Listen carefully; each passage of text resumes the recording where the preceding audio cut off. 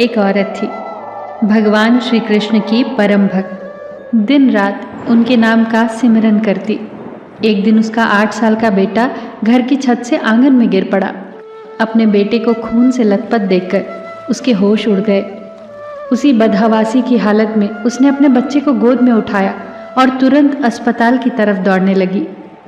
अस्पताल की ओर जाते वक्त उसके दिमाग में बार बार यही ख्याल आ रहा था कि मैं ईश्वर को इतना ज़्यादा मानती हूँ और आज ईश्वर ने मेरे साथ ये क्या किया। उसने भगवान श्री कृष्ण को उलाहना दिया, हे कान्हा, दिन रात मैं तुम्हारा नाम जपती हूँ, फिर भी तुमने मेरे बेटे के साथ ये क्या किया। इसी उधेड़-बुन में वो अस्पताल के निकट पहुँच गई।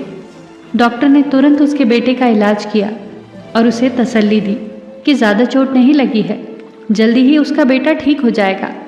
डॉक्टर ने दवाई देकर उसे घर भेज दिया। पर वो तो माँ का दिल था। बार बार उसी घटना को याद करके वो सिहर उठती। बार बार उसे ख्याल आता कि भगवान का इतना नाम लेने पर भी उसके बच्चे के साथ क्या हो गया। भगवान ने उस समय उसके बच्चे की रक्षा क्यों नहीं की। ये प्रश्न उसके दिमाग में बार बार आ रहा था। और अब भगवान की लीला देखिए। उसी समय टीवी पर किसी महात्मा के प्रवचन आने लगे, जो कह रहे थे, ईश्वर किसी पर आने वाले कष्ट को रोकते नहीं हैं, किंतु उनके नाम सिमरन से ईश्वर हमें इतनी शक्ति अवश्य देते हैं कि हम आसानी से उस कष्ट से बाहर निकल जाएं। ईश्वर हमारे मार्ग को सरल कर देते हैं, इसीलिए नाम सिमरन करते रहना चाहिए। उसने जैसे ही इस प्रवचन को सुना, उस दिन का सारा घटनाक्रम उसकी आंखों के आगे आ गया।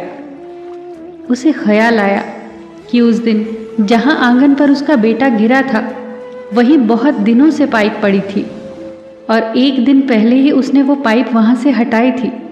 ये सोचकर उसका मन सिहर गया कि अगर वो पाइप अभी भी वहां पड़ी होती तो उसके बेटे को कितनी ज़्यादा चोटें आती।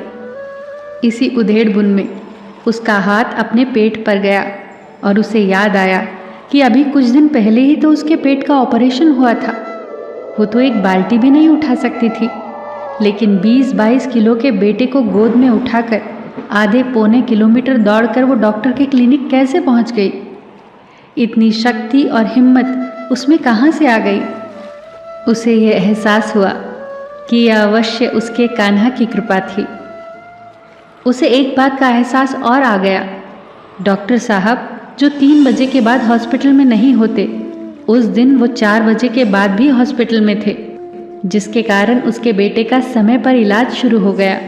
क्या पता किसी ईश्वरीय शक्ति ने ही उन्हें रोक रखा हो। इस सारे घटनाक्रम को याद करते ही उसके मन से सारे संशय दूर हो गए और जल्दी ही घर के मंदिर में जाकर उसने श्री कृष्ण को प्रणाम किया और कहा, हे कान्हा, मेरे पुत्र की रक्षा करने के लिए तेरा शुक्रिया। और वो फिर से श्री कृष्ण के नाम का सिमरन करने लगी। दोस्तों, जीवन में जब भी कष्ट आए तो ईश्वर के प्रति अपने विश्वास को एकदम से डोलने मत दो, क्योंकि ईश्वर हमारे कष्टों को दूर नहीं करता। वो हम में वो हिम्मत पैदा करता है जिससे हम अपने कष्टों का सामना कर सके। वो हमारी हिम्मत बढ़ाने के लिए हमारे साथ हमेशा होता है। पग पग पर यह एहसास दिलाता है कि तू डर मत, मैं हूँ तेरे साथ। ईश्वर कहते हैं, उदास ना हो, मैं तेरे साथ हूँ, सामने नहीं आस पास हूँ।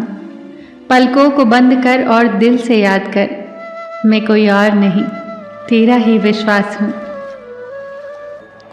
फिर मिलेंगे दोस्तों अगली वीडियो के साथ। तब तक के लिए अपना ख्याल रखना और हमेशा मुस्कुराते रहना।